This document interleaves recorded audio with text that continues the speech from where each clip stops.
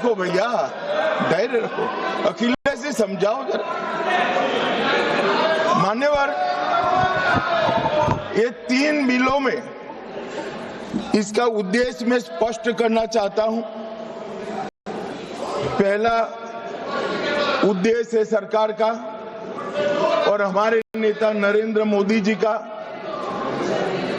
कि महिला सशक्तिकरण करने वाले इस संविधान सुधार को समयबद्ध तरीके से लागू कर 29 का चुनाव महिला आरक्षण के साथ कराया जाए। इसका दूसरा उद्देश्य है एक व्यक्ति एक वोट और एक मूल्य, इस सिद्धांत हमारे लोकतंत्र की नींव में जो हमारी संविधान सभा ने तय किया था, वो सिद्धांत के स्पिरिट को यहां पर लागू किया गया। मान्यवर, ये पूरे सदन में 543 सदस्य बैठते हैं।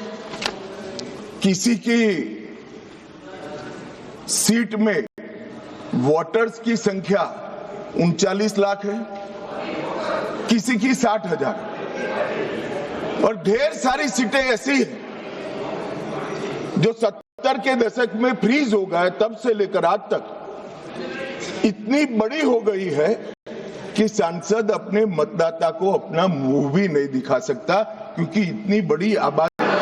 जो मतदाता है उसकी अपेक्षाएं होती है, उनकी समस्याएं होती है और समस्याओं के निराकरण के लिए वो सांसद के पास भी जाते।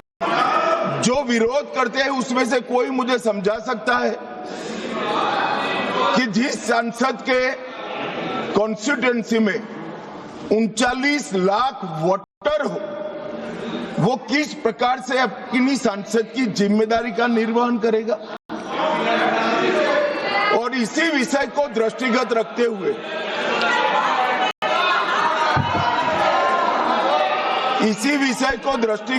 हुए हमारे संविधान में समय समय पर परिसीमन का प्रावधान किया गया है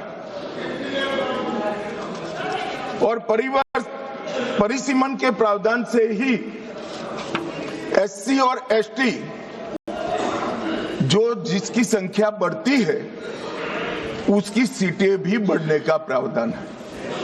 तो एक प्रकार से जो परिसीमन का विरोध कर रहे हैं वो एससी और एसटी सीटों की बढ़ोतरी का विरोध कर रहा है, वो ध्यान में रखें।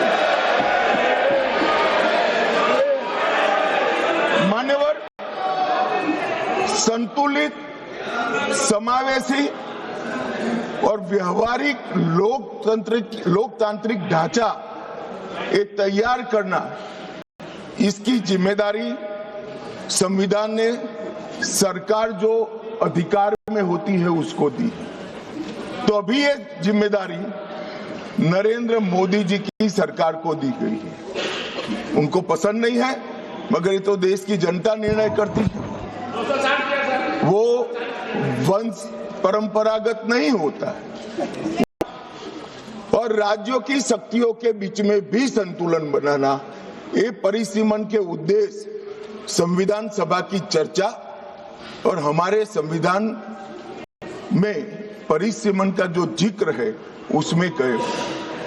इसके साथ साथ नए भूगोल, प्रशासनिक वास्तविकताओं और शहरीकरण और रोड, रास्ते, रेल से बढ़ी हुई कनेक्टिविटी और नए जिले, ये सबका संज्ञान परिसीमन में लेना होता है, क्योंकि ये सारी चीजें सांसद को अपनी ड्यूटी का निर्वहन करने के लिए बहुत जरूरी है।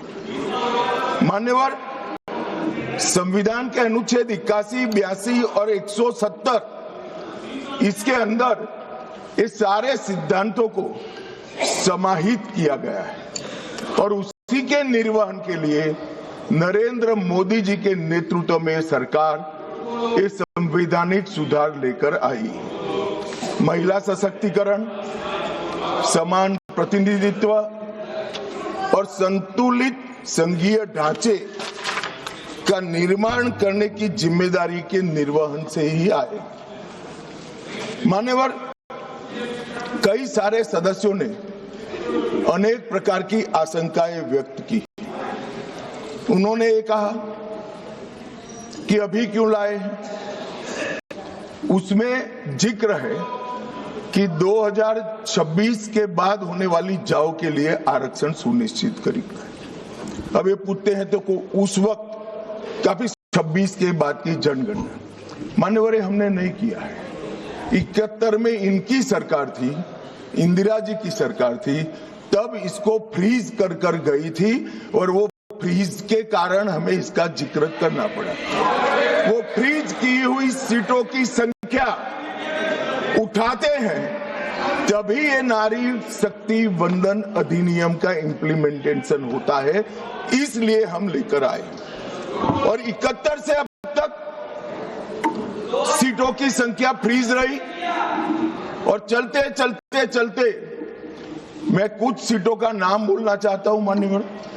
मलकाजगिरी तेलंगाना 48 लाख संख्या मतदाताओं की, बेंगलुरु उत्तर 29 लाख संख्या, बेंगलुरु दक्षिण 29 लाख संख्या, गाजियाबाद जहां से कभी रक्षा मंत्री जी भी सांसद रहे 28 लाख संख्या, उत्तर पश्चिम दिल्ली 27 लाख संख्या।